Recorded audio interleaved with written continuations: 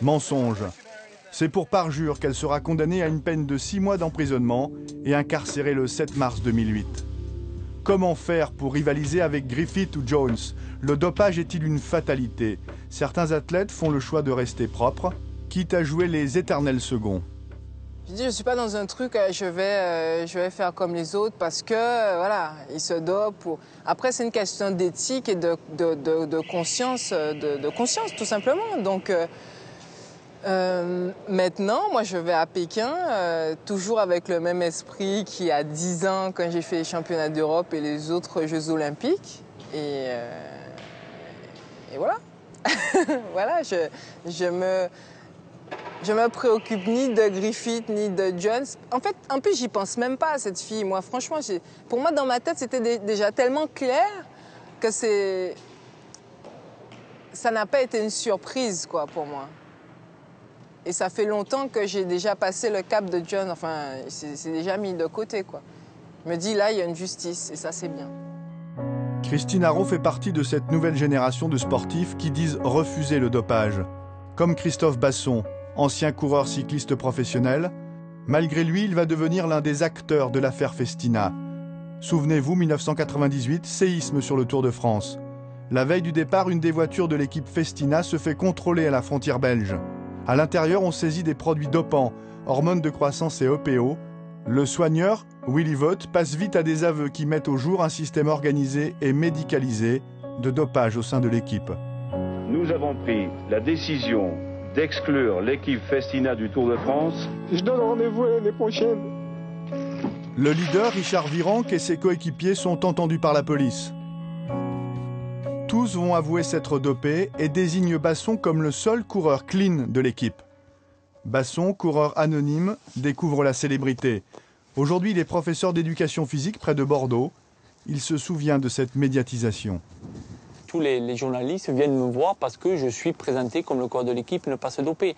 Donc à partir de là, après, il y a une grosse médiatisation qui suit sur moi, d'autant plus qu'à côté, tous les autres coureurs refusent de parler de dopage auprès des journalistes. Donc c'est pour ça que là, j'ai une grosse pression. Alors comment j'ai réagi à cette époque-là? Il y a un peu de tout. Il y a d'une part, c'est vrai qu'on me donnait la parole enfin, donc je pouvais dire ouvertement ce que j'avais à dire. D'autre part, est-ce qu'il y avait un peu une vengeance de ma part, c'est-à-dire vous m'avez volé pas mal de choses pendant des années, enfin c'est moi qui ai la parole, donc je ne vais pas vous laisser faire comme ça. Je ne sais pas. Alors c'est vrai que certains, par contre, il y a un point qu'il faut préciser, c'est que certains disent que j'ai osé dénoncer le dopage, ce qui est faux. Ce sont les autres qui m'ont dénoncé finalement, puisque moi je n'avais jamais dit que je ne me dopais pas. C'est les autres qui l'ont dit à ma place. L'année suivante, Christophe Basson change d'équipe, mais garde son étiquette collée au dossard, celle de Monsieur Propre du Tour de France. Est-ce qu'on peut gagner une étape à l'eau claire en étant propre? En ce moment, d'après moi, en costaud, non. Au cœur du peloton, pas facile de revendiquer un tel discours. Il va le payer cher. Basson, infréquentable, devient un paria. Alors déjà dans l'équipe, donc on me menace, etc. Dans le peloton, bien évidemment, également, ce sont des menaces verbales où on me dit que ce que je fais, c'est pas bien, etc.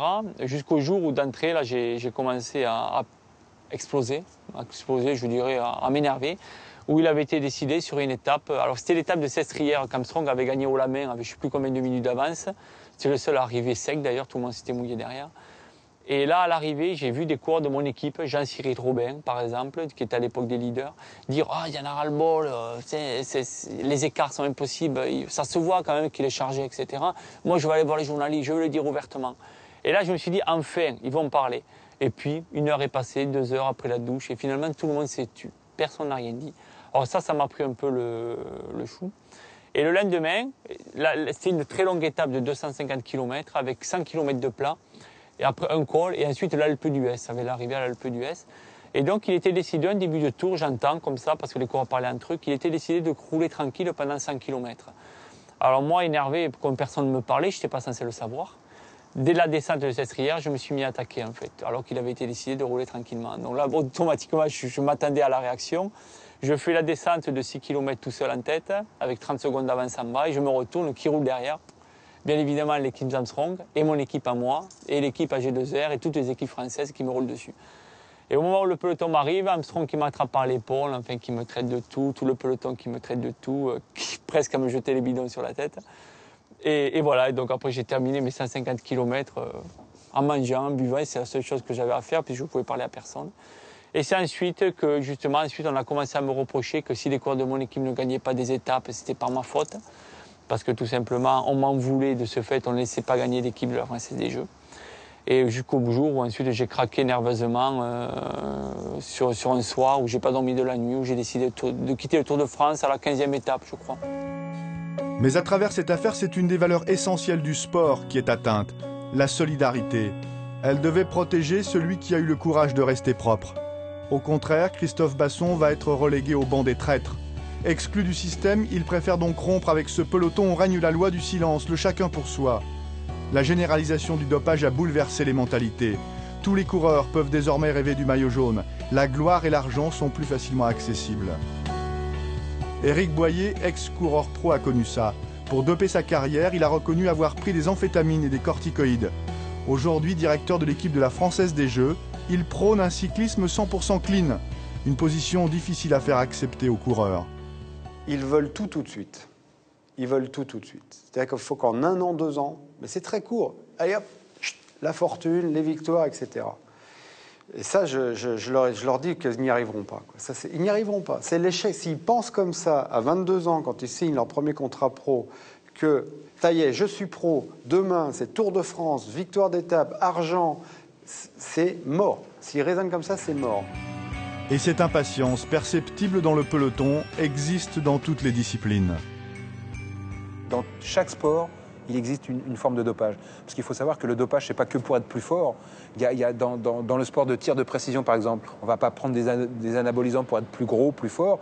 On va prendre des bêta-bloquants pour avoir une fréquence cardiaque plus lente, pour pouvoir avoir plus de précision au tir. Donc chaque sport, en Formule 1, en ski, c'est retarder le freinage, c'est ne pas prendre conscience, entre guillemets, de l'inclinaison de la piste de ski. Et donc il y a une forme de dopage qui doit exister. Et il ne faut pas se voiler la face.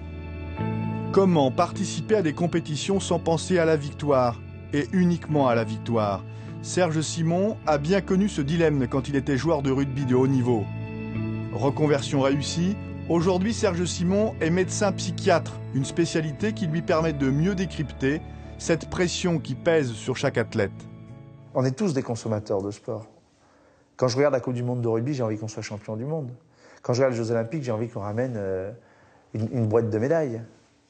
On est tous consommateurs de la performance. Donc derrière, il y a un système qui se met en place. On est tous consommateurs de la victoire. Oui, c'est ça, oui, on est tous consommateurs de la victoire. Et ça veut dire quoi? Ça veut dire que tu as une pression sociale qui est magistrale. Et dont le dernier maillon, c'est ce que j'essaye d'expliquer parfois, est l'athlète. Est-ce que vous ne trouvez pas que justement la transformation de ce sport professionnel, tout l'argent qui est investi, ne pousse pas les athlètes plus haut, plus fort et n'incite pas en fait à tricher de plus en plus? Il faut être vigilant. Effectivement, le fait que ce soit réservé qu'à une certaine élite, le fait qu'il y ait beaucoup d'argent en jeu, peut pousser certains sportifs à faire partie de cette élite. Ceux qui sont plus ou moins limites, ils sont effectivement, s'ils veulent gagner de l'argent, s'ils veulent être reconnus, s'ils veulent être médiatisés, il faut effectivement être vigilant. Et cette vigilance dont parle le secrétaire d'État au sport s'appuie sur les contrôles antidopage. Mais cette politique de surveillance s'applique-t-elle de la même manière pour toutes les disciplines?